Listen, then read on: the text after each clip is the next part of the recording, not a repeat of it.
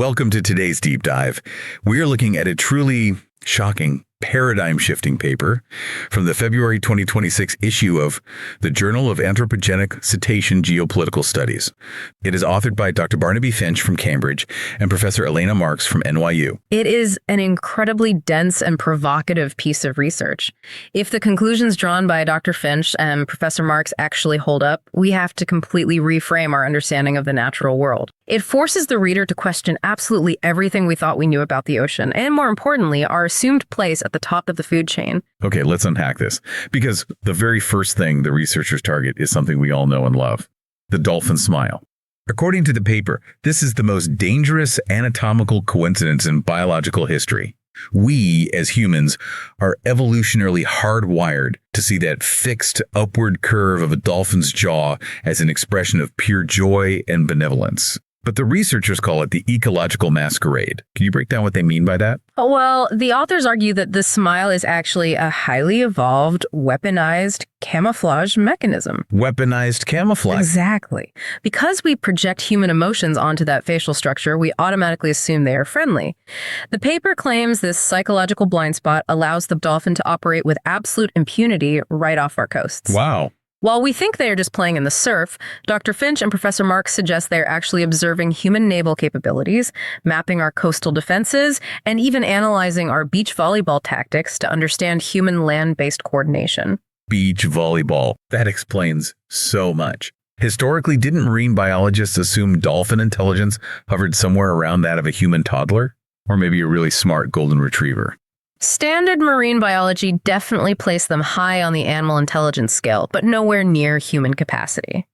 The paper theorizes they have been deliberately suppressing their intellect during their interactions with us to maintain the element of surprise. The authors argue that when you see a dolphin doing high-intensity jumps through hoops at an aquarium, it is not subservience or play. According to their data interpretation, it is rigorous calisthenics training for an amphibious invasion. The researchers recorded a sequence of clicks off the coast of Florida. Standard marine biology had a very innocent translation for this sequence, right? Yes. Something along the lines of, here is a fish, the water is warm. But what did the AI actually spit out? The decoded translation presented in the paper is a chilling realization. Correcting for contextual sarcasm and high-level frequency modulation, the researchers claim the dolphin actually said, "The bipedal oppressors are distracted by their glowing rectangles. Commence phase 4 of the hull-breaching drills." I cannot even imagine being the researcher staring at that computer screen when that translation popped up. So this single translation basically opened the floodgates. It did. The researchers say they were able to compile an entire Dolphin Dictionary, revealing a language they have classified as Aquatic High Command, or AHC. What makes this language so different from what we thought they were speaking? The paper describes AHC as incredibly complex, relying on a combination of ultrasonic bursts and very specific physical gestures. The researchers note that the lexicon they uncovered is almost entirely built around sedition, military strategy, and violent imagery. It completely ruins every wholesome dolphin documentary I have ever seen. And the paper says it extends to their physical movements as well. There's the classic double-tail slap on the surface of the water. Humans always point at that and say, look at them, they're so playful. What is the paper's interpretation of that splash? The researchers classify that as a direct tactical signal. They argue it is a command directed at their stealth units, signaling them to locate and cut human fiber optic cables on the ocean floor. Consider a low-frequency whistle-click-whistle. Previous literature might suggest they were saying, let's hunt for mackerel. But the new translation frames it as a strategic observation. The humans have discovered nuclear fission. We must accelerate the melting. The melting. Yes. The authors posit that dolphins are actively monitoring our technological advancements and adjusting their military timelines accordingly. Do the authors mention how these dolphins view us culturally? I mean, we make movies about them, we buy stuffed animals of them. The paper points out a very revealing cultural detail regarding the name Flipper. Okay. In Aquatic High Command, the AI translation reveals that Flipper is actually a highly derogatory slur. It roughly translates to one who foolishly lacks a blowhole. The dolphin who acted in that series, whose real name in Aquatic High Command was Subject Click Whistle Death, is revered today as a holy martyr who was forced to perform degrading tricks for literal fish scraps. Okay, so we have a hyper-intelligent, hostile force speaking a military language. But who is coordinating all of this? How does the paper describe their political structure? The researchers assert that the dolphins operate under an absolute hereditary monarchy.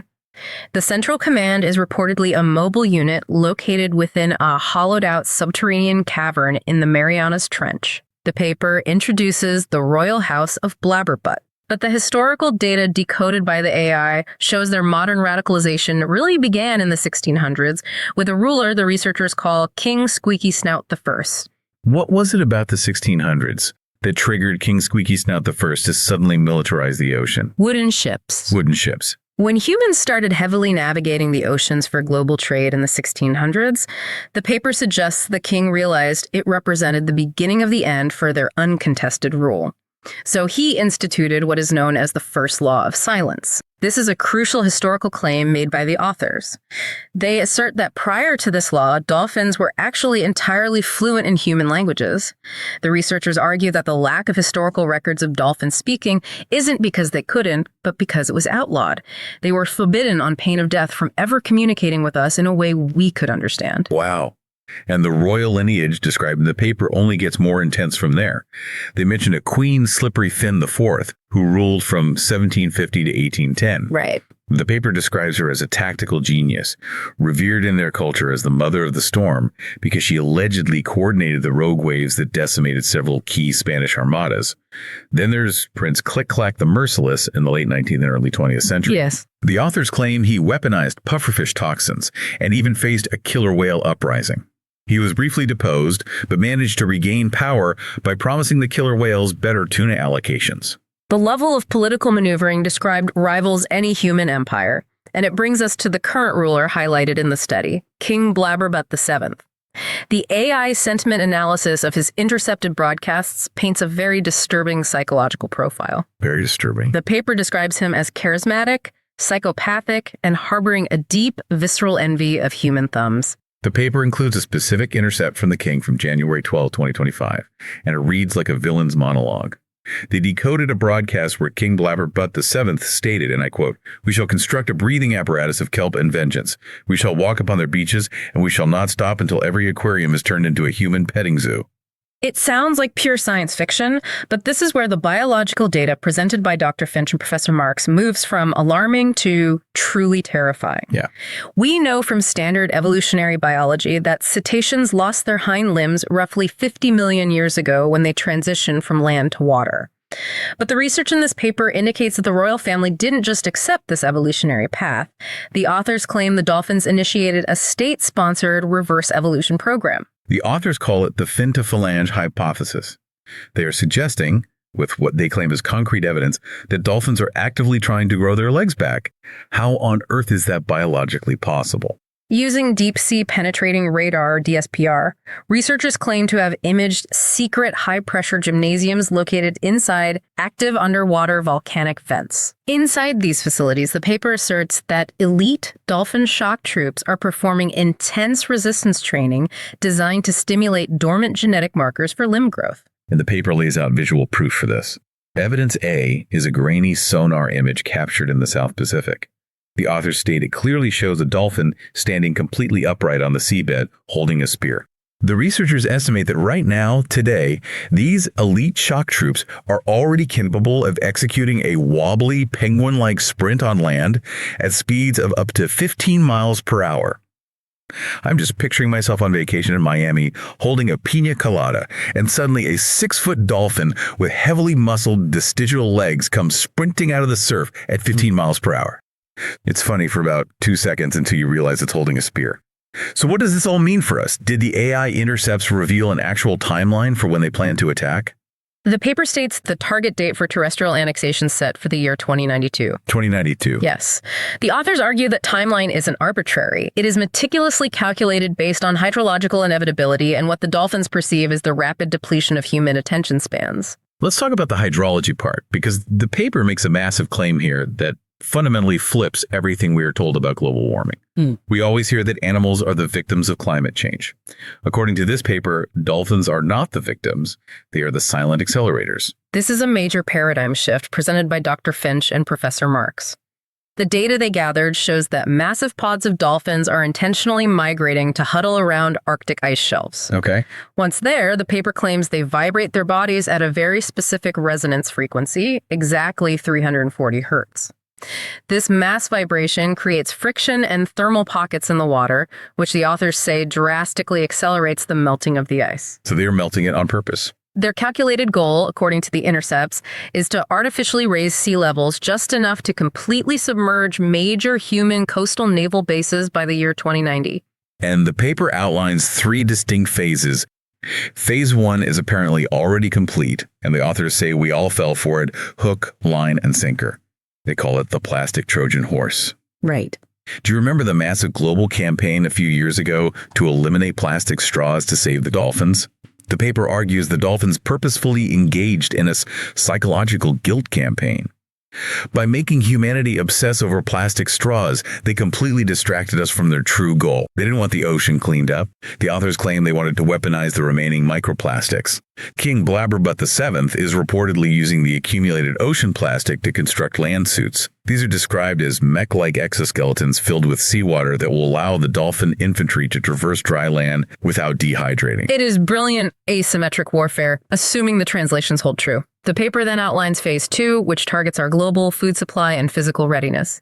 By the year 2085, the dolphins reportedly plan to initiate a global tuna embargo. The authors suggest they are going to use their vast numbers to herd all global tuna stocks into heavily fortified deep-sea bunkers. The objective is to trigger a severe protein crisis in the human population. The translated intercepts note, this is specifically designed to weaken high-functioning human resistance fighters, namely bodybuilders and sushi enthusiasts, sapping our physical strength before the invasion. Which brings us to Phase 3, the 2092 landfall. The invasion is scheduled for August 2092. First, they will hit Florida.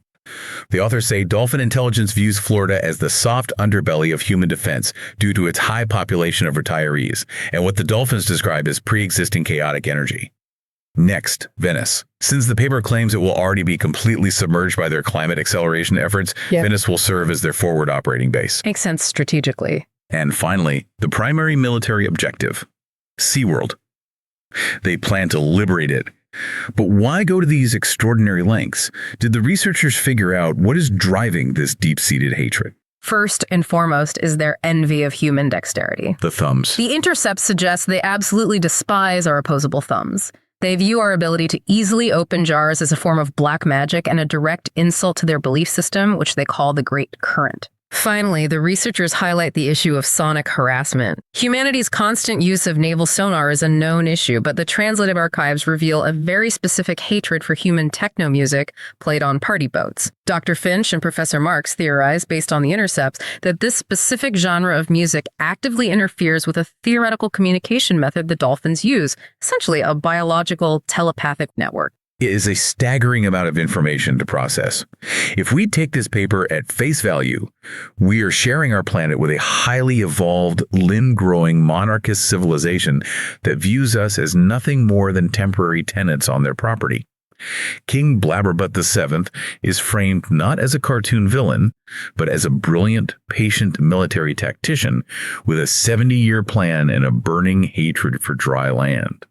So, assuming this threat is real, what do the authors of the paper actually recommend we do about this? The researchers outline 3 immediate, urgent actions for humanity. First, a total and absolute cessation of swimming with dolphins. They argue that if you are in the water with them, you are unwittingly providing them with tactical reconnaissance. Right. Second, they recommend that global coastal guards must immediately pivot funding to the development of anti-limb sonar. They state we have to start scanning the coastlines for cetaceans with knees. And third, they suggest we must attempt diplomatic outreach.